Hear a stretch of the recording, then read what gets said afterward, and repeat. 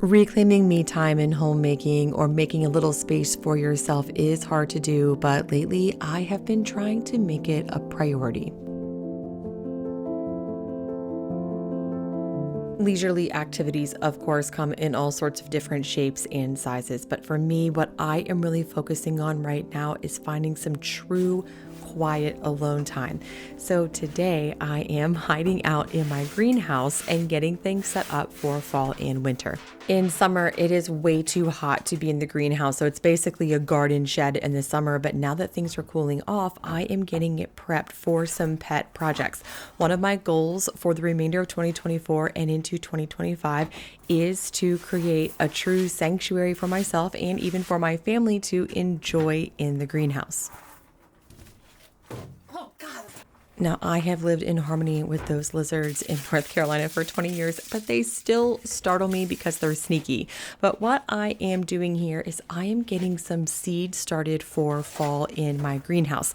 I am completely experimenting with this. I have no idea what is going to work, but my goal for the fall and winter is to grow some vegetables, herbs, and even a few cut flowers.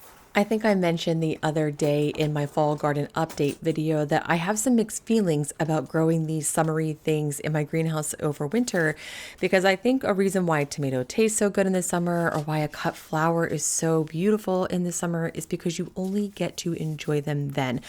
But I also think that having a little reprieve and some quiet time in a greenhouse when it's cold outside but flowery and beautiful on the inside is a great way to reclaim a little bit of me time, especially when it's hard to get outside and the days are darker. I think sometimes for women and mothers and homemakers, the concept of a hobby gets a little entangled with doing things for your family. Don't get me wrong.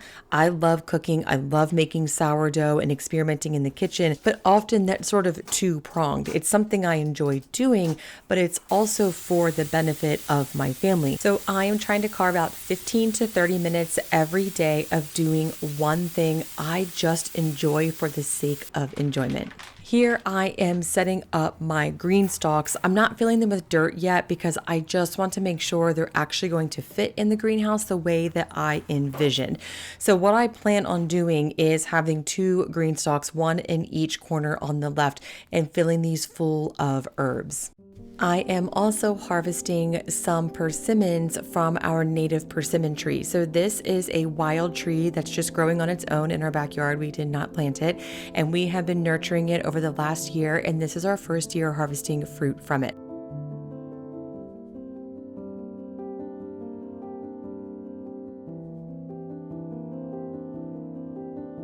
I have heard mixed things about the right time to harvest persimmons. These are still a little firm, and I am taking just 1 tray full to let them ripen off the tree and see how it goes. And then we will take the rest and bake with them. I really want to make a sweetbread with these. But not all of my quiet time can be just picking fruit and planting beautiful flowers. Part of gardening also sometimes means you have to deal with the fruits of your labor. So about a week ago, we harvested our sweet potatoes, and they have been curing in the garage. And even though gardening is one of my favorite ways to enjoy some quiet time, packing up sweet potatoes is not necessarily my favorite thing to do, but it must be done. The deal with sweet potatoes is once you harvest them, they need to cure for about a week. Ideally, that's somewhere around 85 degrees, which is not hard for us to do here in North Carolina. But honestly, last year, I had a little bit of a hard time finding the right place for it, and I just cured them in my house, and it was totally fine. But once they have cured for about 7 days, I wrap them up individually in brown paper, and then I store them in these breathable baskets. After that, I just keep them in my regular old kitchen pantry. And last year, my sweet potatoes lasted about 8 months that way. So it worked out great. I feel like I should share that the reason I even got to this place of setting a goal to have some quiet me time was because I went to the doctor recently for just a regular old checkup, and she drilled me pretty hard about the importance of doing things for yourself, which I am here for. And honestly, over the last week, since I have been making really concerted effort to do this, I've been feeling better in general. But the hang up is when you say yes to one thing, you are saying no to something else. And since I have been spending more time out in my garden, I've had to change the way I am functioning inside of my home later in the day. And that's not necessarily a bad thing. It's just a little bit of a readjustment. So I am getting back into the groove inside of my home. But first, I want to share with you a really delicious apple cider latte recipe. For this, you just need 2 shots of espresso or a really dark brewed coffee. And then I am taking about a 1/4 cup of apple cider, about, I'd say maybe a third to a half a cup of milk. I just kind of eyeballed it. And then I'm also adding in some maple syrup and cinnamon and frothing it like I would the milk for any other latte. And then I am pouring it right over that espresso in this cute little vintage mug I found about a week ago at a little vintage shop. And this is so easy and delicious. I have made salted caramel sauce on YouTube before. I'll see if I can find that video. It was about a year ago. That latte would be so good with a little salted caramel sauce drizzled on top. As I have been diving into a little more quiet time each day, I've had to rethink how I cook just a little bit. Right now, in this season, I am finding it easier to make dinner and lunch at the same time. So before I start lunch, I'm actually getting a big tray of chicken tenderloins in the oven. Making tenderloins like this is kind of a pain. You do have to remove the tendon. I use pliers in my hands to do that. Next time I'll use pliers and a fork. I think that will work better, but it still worked just fine. And I am putting these on a preheated baking stone and just adding a little bit of salt, pepper, garlic powder, and my current secret ingredient, which is freeze-dried onion powder. It is so good. And if you have access to freeze-dried onion powder, it is worth your while.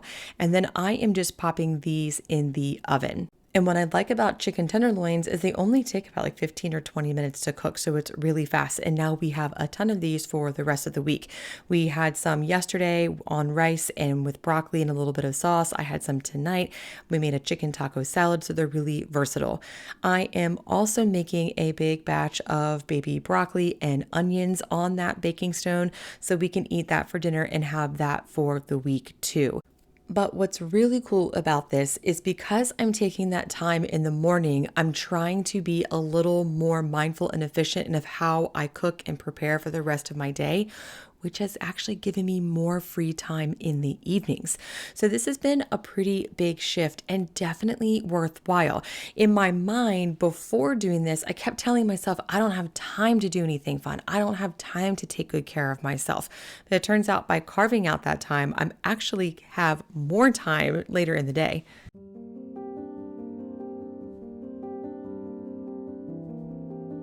And really, I think the key here is simplicity. Finding a simple path toward me time, making simple food so it doesn't interrupt your day. And I know that it is tempting to dive into complex recipes and complex hobbies. And sometimes that is a lot of fun and useful. But really, if it's not simple, most of the time it's not sustainable. Here I am making some really simple burgers. My 3-year-old actually requested cheeseburgers for lunch, and so I made them for her, and then she said she didn't want a cheeseburger. So that's, I guess, a different video and a different problem for another day.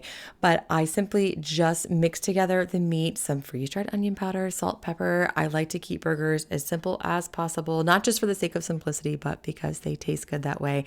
And then I cook them up in my cast iron skillet and added a little bit of shredded cheese. The real secret to a delicious burger is to make sure that cheese is melted on it before serving it. I know much of what I share today seems relatively inconsequential in the grand scheme of the day and pretty uncomplicated, but I think that's actually the point.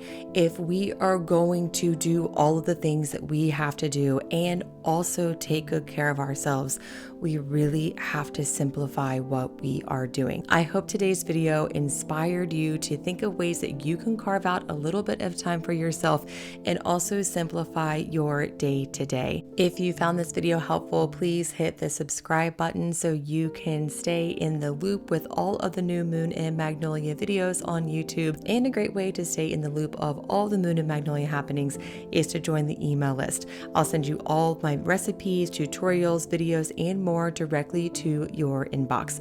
I will leave a link for that in the description box below.